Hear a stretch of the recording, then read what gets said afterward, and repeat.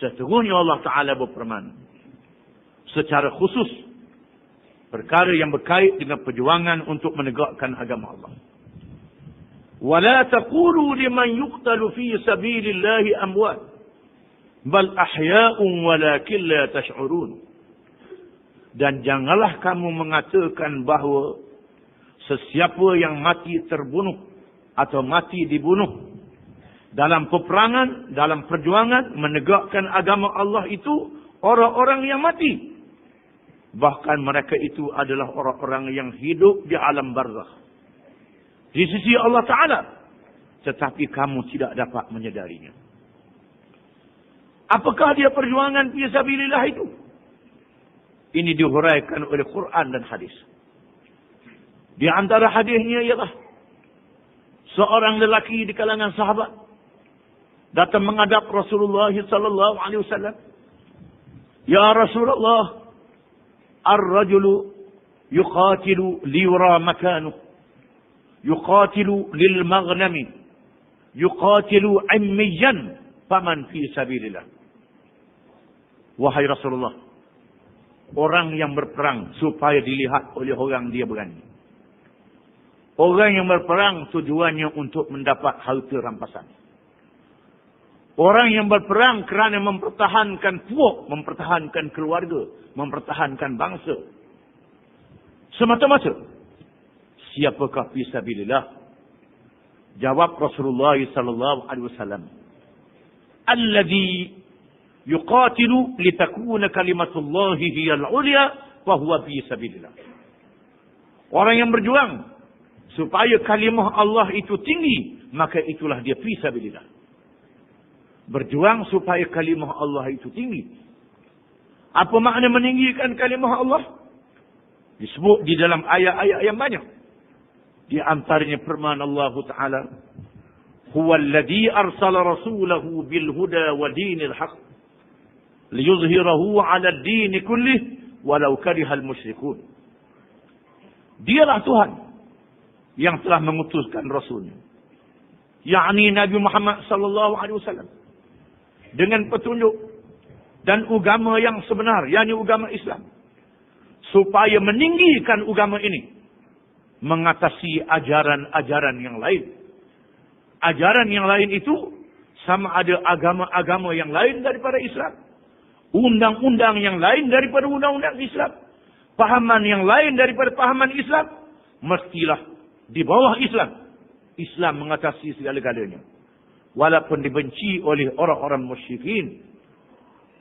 Perkataan din diterjemah bukan sahaja dalam makna agama, termasuklah dalam makna syariat dan peraturan. Kerana Allah Ta'ala memakai perkataan din dalam Quran dengan makna agama. Termasuklah juga dalam surah Yusuf disebut dinul malik, undang-undang Raja Mesir. Din termasuk di dalamnya undang-undang dan peraturan. Supaya hukum Islam itu mengatasi hukum-hukum ciptaan manusia. Hukum hudud, hukum qisas, hukum ta'zir, hukum diharamkan riba, diharamkan berzina, apa saja hukum yang ada dalam Islam, mengatasi hukum yang lain. Hukum lain kalah, hukum lain dibatalkan. Kalau hukum lain menang, hukum Islam kalah, bermakna Islam tidak ditegakkan lagi.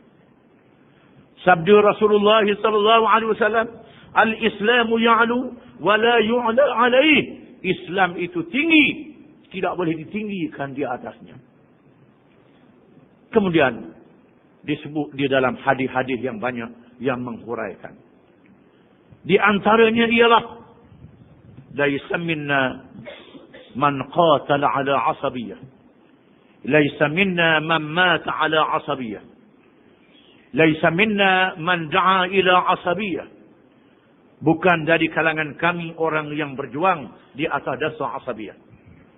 Bukan dari kalangan kami orang yang mati di atas dasar asabiyah.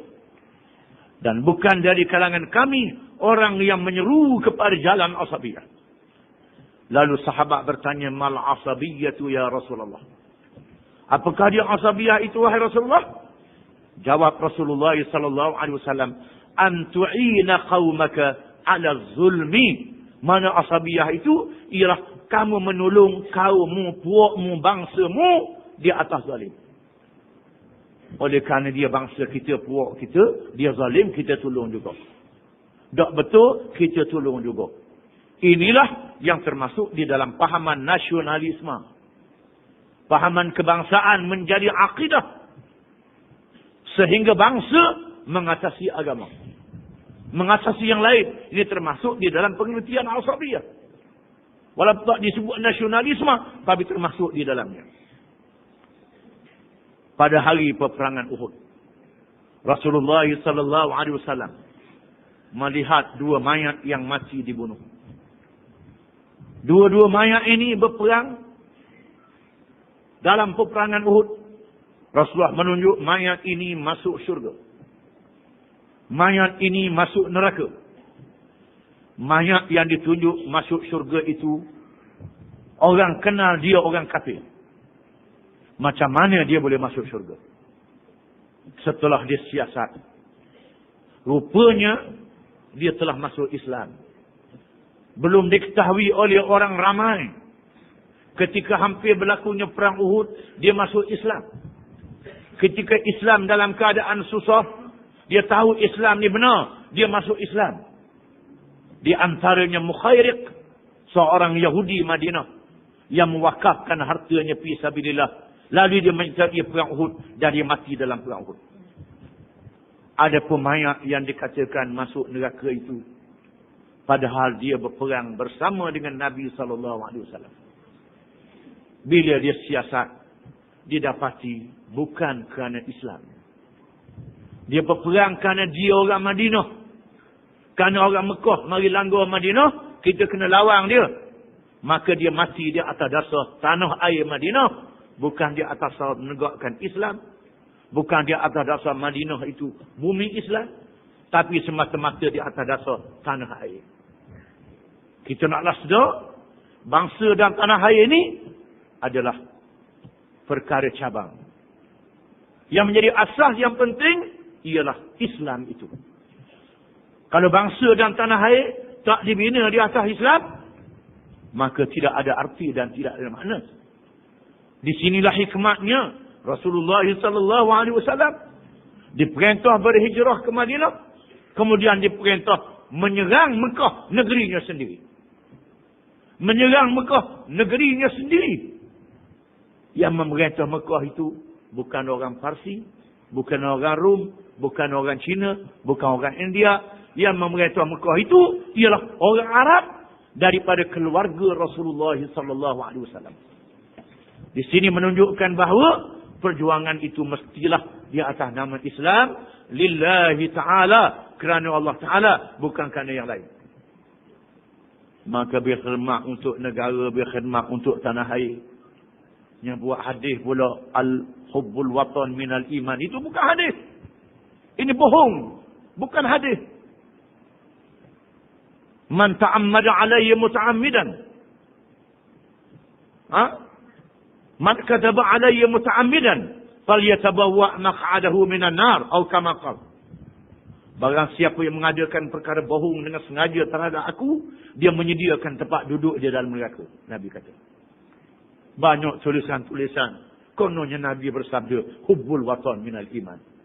Mana ada hadis? Ulama-ulama hadis tidak meriwayatkan hadis-hadis ini. Kemudian di antara jihad itu ialah al-amru bil ma'ruf wan nahyu 'anil munkar. Menyuruh kepada yang baik dan mencegah kemungkaran. Perkataan jihad dengan makna bersungguh melakukan sesuatu dengan harta dan nyawa bagi meninggikan agama Allah. Di antaranya ialah menyuruh orang buat baik dan mencegah kemungkaran. Dan yang paling afdal di dalam menyuruh buat baik dan mencegah kemungkaran ini ialah berdepan dengan pemerintah, dengan kerajaan. Ini disebut oleh hadis Nabi SAW. Di antaranya disebut oleh Imam Nawawi dalam Riyadhus Shalihin. Afdalul jihad al-qawlul haq li sultanin jair. Jihad yang paling afdal ialah bercakap benar di hadapan kerajaan yang zalim. pihak yang berkuasa yang zalim. Kemudian Imam Ghazali menyebut dalam Ihya, Al-Hakim menyebut di dalam Al-Mustadrak. Hadisnya hadis sahih juga. Sabda Rasulullah sallallahu alaihi wasallam, Sayyidus Syuhada Hamzah bin Abdul Muttalib wa rajulun qama ila imamin jairin fa amarahu wa nahahu faqatalah. Penghulu orang yang mati syahid itu ialah Sayyidina Hamzah bin Abdul Muttalib, saudara Nabi sallallahu alaihi wasallam. Dan orang yang bercakap benar di hadapan pemimpin yang zalim. Lalu dia menyuruh dan dia melarang dan dia dibunuh dengan sebab itu. Ini menjadi penghulu orang yang mati syahid. Tapi hadis ni tak dibaca. Ditulis dalam kitab, terutamanya kitab yang dinamakan kitab-kitab tasawuf. Yang masuk hadis, raja'na minal jihadil asghar ilal jihadil akbar wa huwa jihadun nafs. Kami balik daripada jihad yang kecil kepada jihad yang lebih besar, iaitu jihad menghadapi hawa nafsu. Perjuangan hawa nafsu lah jihad yang paling besar. Ulama-ulama hadis mengatakan ini bukan hadis. Imam Ahmad mengatakan ini adalah kata-kata Ibrahim bin Ablah, bukan sabda Nabi sallallahu alaihi wasallam. Tetapi dimasukkan dalam kitab. Yang menjadi masalahnya, hadis ini digalakkan diajar zaman penjajah. Zaman penjajah digalakkan orang Islam baca kitab-kitab macam ni supaya orang Islam tidak berjihad menentang penjajah. Penjajah kafir yang menakluk dia dibiarkan kerana nak lawan hawa nafsu dulu. Nak lawan hawa nafsu dulu. Tak boleh. Kena kuat iman dulu. Apa makna kuat iman? Kuat iman tu makna apa? Kuat iman tu disebut oleh Allah Ta'ala dalam Quran. Innamal mu'minuna alladhina idha dhukirallah wajilat qulubuhum wa idha tuliyat alaihim ayatuhu zadatuhum imana. Sesungguhnya orang-orang yang beriman itu, apabila disebut akan nama Allah, rasa takut hati mereka.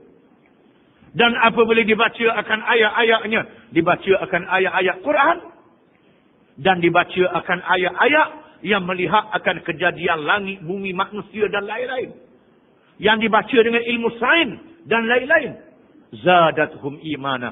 Iman mereka bertambah. Ini cara nak tambah iman. Firman Allah Ta'ala, Alladzina qala lahumun nas, innan nasa qad jam'u lakum fakhshawhum fazadahum imana wa qalu hasbunallahu wa ni'mal wakil. Dan orang-orang yang apabila diberitahu kepada mereka bahawa musuh sedang berkumpul untuk menyerangmu, lalu iman mereka bertambah dan mereka berkata hasbunallahu wa ni'mal wakil. Ini disebut oleh Quran. Quran menyebut nak menambahkan iman ialah dengan baca ayat Quran, dengan zikir, melihat kejadian alam, dengan berjihad lawan orang kafir, baru iman jadi kuat. Ini duduk masjid, duduk kurung, nak kuat dulu, nak kuat iman, nak lawan hawa nafsu. Ini satu pembohongan yang sangat besar, yang bercanggah dengan Quran, yang bercanggah dengan hadis Nabi sallallahu alaihi wasallam. Ini dalam kitab, jadi masalahnya ada dalam kitab. Baca Quran. Apa kerja Nabi Ibrahim? Nabi Ibrahim menghadapi Namrud. Apa kerja Nabi Musa? Menghadapi Firaun. Apa kerja Nabi Muhammad sallallahu alaihi wasallam? Menghadapi Abu Jahal, menghadapi Parsi dan Rom. Bukan duduk kurung di masjid. Duduk di masjid kemudian keluar berjihad. Sehingga berpuluh-puluh jihad peperangan yang disertai oleh Nabi sallallahu alaihi wasallam. Nabi menyertai berpuluh-puluh peperangan. Bukan Nabi keluar berdakwah begitu saja je. Berdakwah begitu saja. Keluar berdakwah dan berperang. Berdakwah dan berperang. Di sini menunjukkan kesungguhan di dalam menegakkan agama Allah. Hari ini mereka suruh buang ayat ni. Orang Islam tak boleh belajar ayat ni. Di sekolah-sekolah tak boleh belajar ayat ni. Biar mereka saja yang perang. Orang Islam jangan perang. Biar dia menyerang orang Islam. Biar dia memusnahkan orang Islam. Orang Islam kena lock je. Ini adalah